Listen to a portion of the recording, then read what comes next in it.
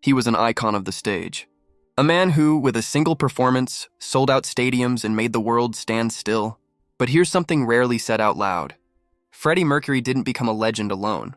Behind that voice were people who believed in him, even when he doubted himself, people who argued with him until he screamed, and who stayed by his side when the lights went out and the stage emptied.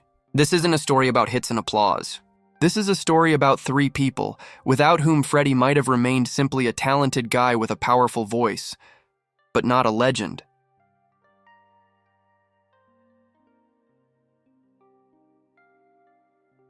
Imagine London in the late 1960s. A future rock legend works in a small boutique, sells clothes, lives in a tiny room, and doubts absolutely everything about himself. And it's there that he sees her for the first time. Mary Austin. She wasn't into rock music. She didn't idolize the stage. She didn't dream of a glamorous life. And maybe that's exactly why, for the first time, Freddie felt like he was enough when he was with her. When they met, he had nothing. No money, no fame, no confidence. He wasn't even Freddie Mercury yet, at least not the way we know him today. And Mary was the first to say the words he would remember for the rest of his life. "You're going to make it, I know it." They moved in together, shared their last bits of money, sometimes even shared a single plate of food between the two of them. Freddie later admitted, "She was my only true love."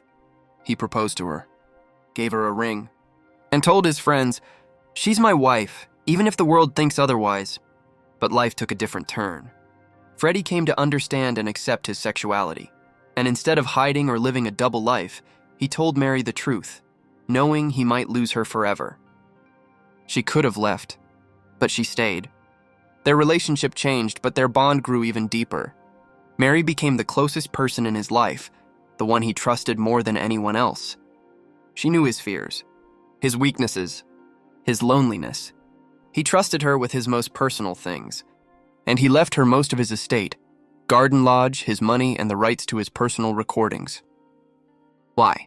Because, as he said, Mary was his only true family. This wasn't a typical love story. It was a bond between two people who managed to remain family, even when love changed its form. Mary Austin was the first person who changed Freddie's life forever.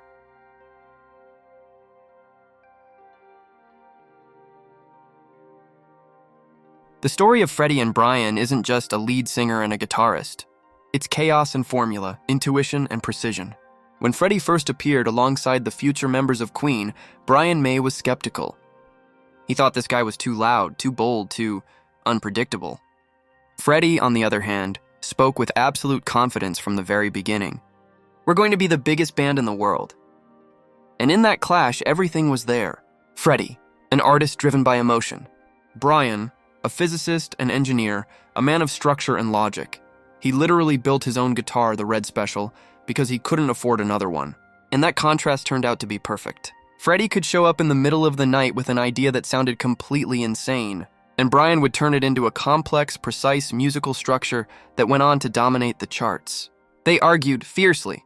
They could stop speaking for weeks over a single note or riff.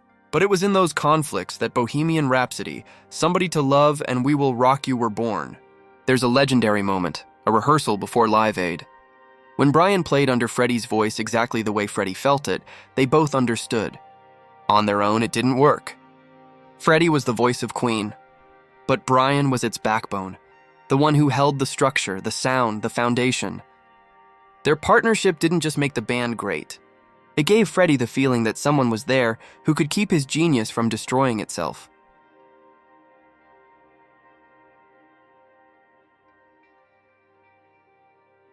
If you had seen Freddie in the late 1980s, not on stage but at home, you would have seen a completely different man. Tired, exhausted, and deeply lonely. And it was at that moment that Jim Hutton entered his life. He wasn't a musician. He wasn't a producer. He wasn't chasing fame. He simply saw not a legend, but a man who was hurting. Ironically, at their first meeting, Freddie had turned him down. But Jim didn't walk away. He stayed calm, honest, and surprisingly immune to celebrity. For the first time in years, Freddie was with someone who didn't need the spotlight. He needed Freddie himself. They lived together for 6 years. Jim made him tea, made sure he ate, kept the paparazzi away, and stayed by his side when the diagnosis became reality. Freddie called him my husband, even without a legal marriage. Jim took the most intimate, most alive photos of Freddie, smiling, laughing, joking. Not an icon, not a symbol, just a human being. This love wasn't loud, it wasn't public, but it was the last and one of the most important loves of his life. Freddie Mercury didn't become a legend alone. Behind his voice were people who held him, believed in him, and loved him in different ways. If this story resonates with you, subscribe to the channel and share this video. Here we tell the stories of legends,